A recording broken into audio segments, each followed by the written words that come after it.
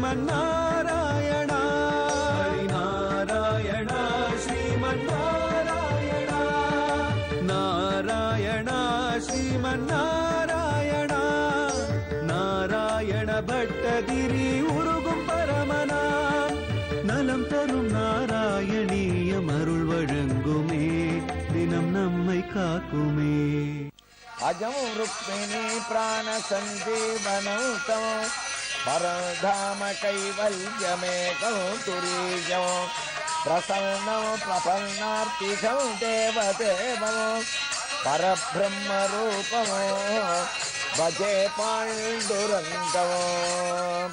நாராயணியத்தினுடைய உயர்ந்த 29வது தசகத்துல 5வது ஸ்லோகத்துல நாராயண பட்டத்திரி ராகு கேது இருவரை எப்படி பகவான் உண்டாக்கினார், ஒரு ரூபமாக உட்கார்ந்தவனை அசுரர்களிடத்திலேருந்து தேவதைகள் கிட்ட வந்து வஞ்சகமாக அமிர்தம் சாப்பிட்டவனை அடிச்சு நவகிரகங்கள்ல இரு சொரூபமாக நீ ஆக்கினாயாமேன்னு மகான்கள் வர்ணிக்கக்கூடிய அளவுக்கு குருவாயூரப்பன் அந்த ஒரு லீலைய மோகனாவதாரத்துல பண்ணிட்டு இருக்காருன்னு 5வது ஸ்லோகத்தை பட்டத்திரி தொடர்ந்து இருக்கார்.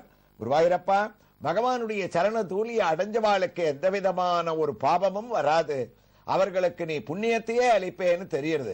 ஆனா பல பேருக்கு இந்த அமிர்தமதன சரித்திரத்திலேயே ஒரு சந்தேகம் என்னன்னா, தேவர்களும் அசுரர்களுமா சேர்ந்துதானே கஷ்டப்பட்டு கடைஞ்சா, அப்படி இருக்கும்போது அவர்களை ஏமாத்தலாமா? அவர்களுக்கும் அந்த அமிர்தத்தை கொடுத்திருக்க வேண்டியது தானே நியாயம்னு தோன்றது. ஆனா உன்னுடைய சிந்தனை என்னன்னு குருவாயூரப்பா நான் புரிஞ்சுட்டேன். அசுரர்கள் அமிர்தத்தை சாப்பிட்டா இன்னும் பலம் அதிகமாகி உலகத்தையே துன்புறுத்த ஆரம்பிப்பான்றது மட்டுமல்ல, அமிர்தத்தை நீ தன்வந்திரி பகவானாக மரியாதையாக சங்கு சக்கரங்களை கையில தாங்கின்ற அமிர்த கலசத்தோட வந்த போது உன்னுடைய விருப்பம் இருவருக்கும் சமமாக பங்கிடணும்னு தான். ஆனா அதற்குள்ள உன்னுடைய சொரூபம் தெரியாம, மரியாதை தெரியாம அவர்கள் அமிர்த கலசத்தை உங்கிட்டேந்து புடுகின்னு போனது தான் உன்னுடைய கோபத்துக்கே காரணமாச்சு. அதனால அவர்களை வஞ்சகமாக ஏமாத்தனம்ன்ற நீ ஒரு தீர்மானத்துக்கு வந்த, தன்வந்திரி வேஷத்தை கலைச்செண்ட, மோகனாவதாரத்தை எடுத்த, அதனால தான் அவர்களுக்கு அமிர்தம் இல்லாம நீ பண்ணி தேவர்களுக்கு மாத்திரம் அமிர்தத்தை கொடுத்து பக்த பராதீனாக நீ மாறினாயாமேன்னு ஸ்வர்பானுமர்த்த பரிபீத ஸ்வதம் விலாவிகே. அந்த 29வது தசகத்தினுடைய 5வது ஸ்லோகத்தை பட்டத்திரி முடிக்கிறார். அதனுடைய தமிழ் பாசுரத்தை பார்த்தவன, தேவர்கள் அருந்துமாறு அமுதத்தை அளித்த நீயும் தேவரில் ஒருவராக அசுரர் தான் அமர்ந்தே உண்ணு மேவரும் துயராய்கொண்டே தலைதனை வெட்டி வீழ்த்தி யாவரும் போற்றும் வண்ணம் கண்ணா இனியராய் காட்சி தந்தாயே. ஆச்சரியமான ஒரு ரூபத்தை எடுத்துண்டியாமேன்னு இந்த அமிர்த மதனத்தினுடைய பரிணாமத்தை அடுத்ததா என்ன ஆச்சுன்னு 29வது தசகத்தினுடைய 6வது ஸ்லோகத்துல பட்டத்திரி தொடர இருக்கார். தொடரட்டும்.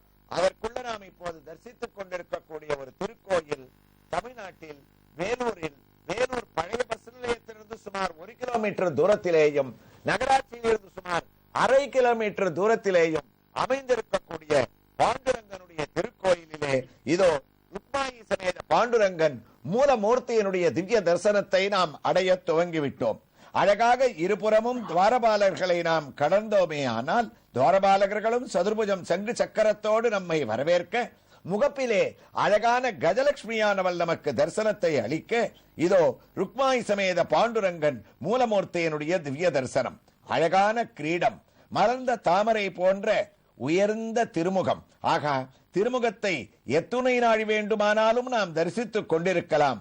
உப்பிய கண்ணங்களோடும் திறந்த கண்களோடும் நீண்ட நாசியோடும் புன்னகையே தவழக்கூடிய சிரித்த முகத்தோடும் புண்டரீகனுக்காக செங்கல் மேல் சிரித்து நிற்கும் திருக்கோலத்தை வேலூரிலே கம்பீரமாக நாம் தரிசித்துக் கொண்டிருக்கின்றோம்.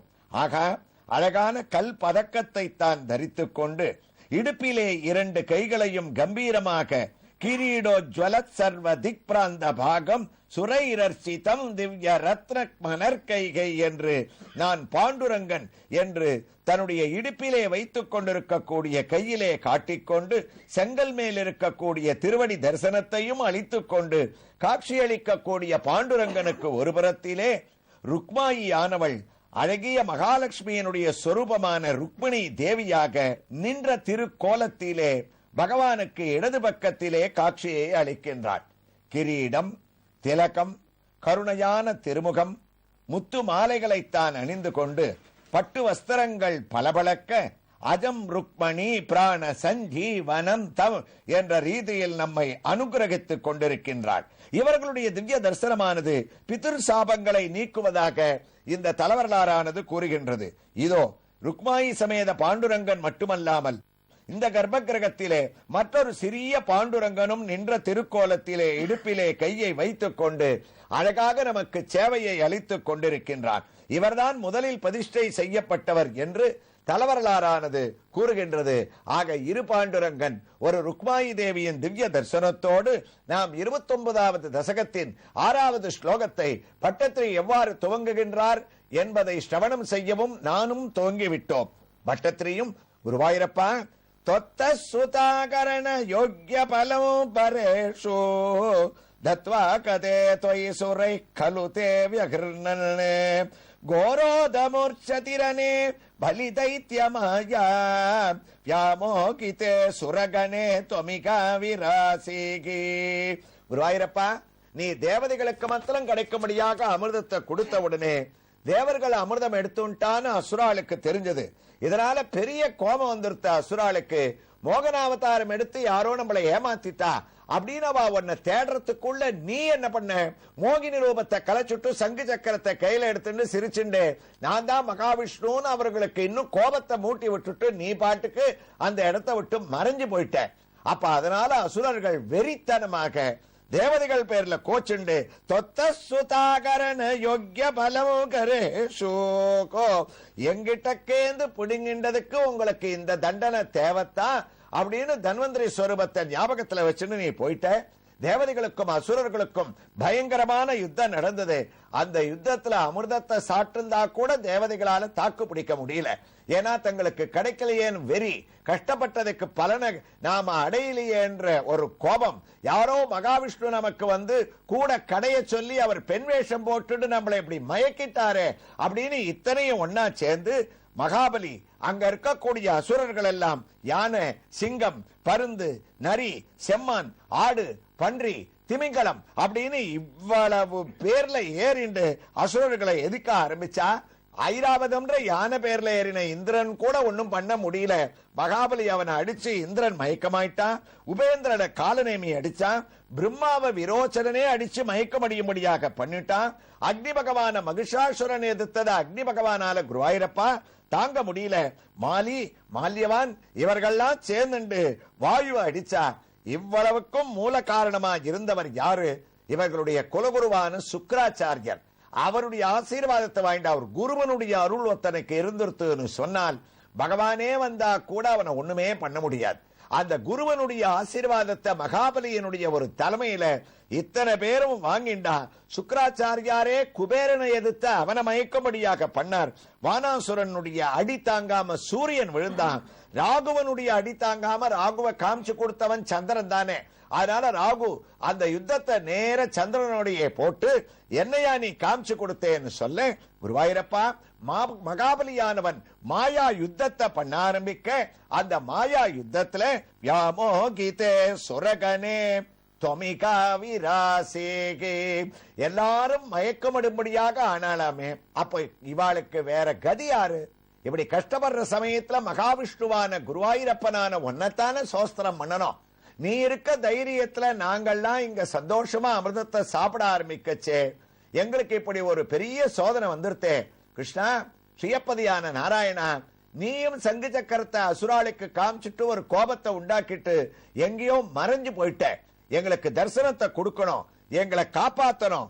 உன்னுடைய மாயையை கலைச்சிட்டு நாங்கள்லாம் மகாபலியினுடைய மாயையினால மண்டி கிடக்கிறோம். எங்களுக்கெல்லாம் ஒரு நல்ல கதியை அளிக்கணும்னு ஓடி வந்து உன்னிடத்துல பிரார்த்தனை பண்ண ஆரம்பிச்சாலாமேன்னு இந்த ஸ்லோகத்தை பட்டத்திரி முடிக்கிறார். அதாவது 29வது தசகத்தினுடைய 6வது ஸ்லோகத்தை முடிக்கிறார். அதனுடைய தமிழ் பாசுரத்தை பார்த்தோன்னா அமுதத்தை அபகரித்த அதற்கேற்ற பரிசை நல்க திமி திமி என்ற அண்ணால் அசுரர்கள் போரை செய்தார். அமுதத்தை உண்ட தேவர் அறக்கரால் மயங்கும் போது இமைக்குமுள் அங்கு வந்து கண்ணா இன்பமாய் உதித்தாய் என்றோ. இவா எல்லாரும் பகவான பிரார்த்தனை பண்ணிட்டு இருக்கச்சே, பக்தால விட்டுடுவியா குருவாயூரப்பா? வேகமா வைகுண்டத்திலேருந்து மறுபடியும் ஆக்ரோஷமா வந்து தேவதைகளை காப்பாத்தனம்னு அந்த பார்க்கடல்ல மீண்டும் தரிசனத்தை கொடுத்தையாமேன்னு இந்த ஸ்லோகத்தை முடிச்ச பட்டத்ரி அடுத்த பரிணாமமாக 29வது தசகத்தினுடைய 7வது ஸ்லோகத்தையும் துவங்கிட்டாரா. குருவாயூரப்பா தொங்கால நேமி மத மாலி முகல் ஜகல்த சக்ரோ ஜகான பலி ஜம்பபலன் சபாகன் शुष्कार्त्र दुष्करवदो नमुचौ सलूने भेनेन नारदगिरा யருணோரணல்தமோ. தேவதைகள் பிரார்த்தனை பண்ண உடனே குருவாயூரப்பா நீ கருடாரூடனாக ஓடி வந்துட்ட. அங்க கருட வாகனத்தோட காட்சி அளித்து நீ என்ன பண்ண? தேவதைகளுடைய சார்பாக நீயும் யுத்தம் பண்ண ஆரம்பிச்ச. உன் கையில சக்கரத்தை ஏந்திண்ட. அங்கேருந்து வேகமா காலநேமின்ற ஒரு அசுரன் குருவாயூரப்பா ஓடி வந்தானாமே. அவன் என்ன பண்ணான்? காலநேமி மத மலிமுகல் ஜகல்தக, எங்களையா நீ ஏமாத்தினேன்னு உன் பேர்ல சூலத்தை எரிஞ்சான். அந்த சூலத்தை லாவகமா நீ கையில வாங்கிண்ட. கையில இருக்கக்கூடிய சங்கு சக்கரத்தை அப்படி தூக்கி தாங்கி அவன் பிரயோகம் பண்ண சூலத்தை கையில ஏந்திண்டு வேகமா அந்த சங்கு சக்கரத்தை அவன் பேர்லயே நீ பிரயோகம் பண்ண ஆரம்பிச்ச. ஆழ்வார் அழகா வர்ணிச்சார். கருத்தெதிர்ந்த காலநேமி காலனோடு கூட அந்த அறுத்தவி அழி சங்கு தண்டு வில்லும் வாலும் ஏந்தினாய் தொரு கலந்த ஊனமல் தொழிக்க என்று குன்றமுள் பொருத்தனில் புகழ்கலோர் நேசமில்லை நெஞ்சமே. திருமிஷி ஆழ்வாருடைய அழகான பாசுரம். இந்த யுத்தத்துல சங்கு சக்கரம் எல்லாத்தையும் கையில எடுத்துண்டு கருத்தெதிர்ந்த காலநேமி அவன் சிதையும்படியாக ஆழி சங்கு தண்டு வில்லும் வாலும் ஏந்தி அவனோட நீ சண்டை போட்டு அசுரர்கள் எல்லாரும் பயப்படும்படியாக அந்த தேவாசுர யுத்தத்துல பகவானான உன்னுடைய யுத்தத்தை பார்த்து நாரதரே பயந்து போய் ஓடி வந்து அந்த சண்டையை நிறுத்தறதுக்காக வந்தாராமேன்னு இந்த ஸ்லோகத்தை நாராயண பட்டத்ரி 29வது தசகத்தினுடைய 7வது ஸ்லோகத்தை தொடர்கிறார். எவ்வாறு தொடர்கிறார் என்ற ஒரு வைபவங்களை எல்லாம் நாம் வேலூரில் எழுந்தருளி இருக்கக்கூடிய ருக்மாயி சமேத பாண்டுரங்க சுவாமியின் திவ்ய ஹாரத்தியோடு அவரிடமிருந்து உத்தரவு பெற்றுக்கொண்டு சென்னை பல்லாவரத்திற்கு அருகிலே அமைந்திருக்கக்கூடிய பம்மலில் கோயில் கொண்டிருக்கக்கூடிய ஸ்ரீ குருவாயூரப்பன் திருக்கோயிலில் குருவாயூரப்பன் திவ்ய தரிசனத்தோடு அடுத்த பகுதியிலே தொடர்ந்து கேட்கலாம். ஸ்ரீ கிருஷ்ணாய துப்யம் நமகா. நாராயண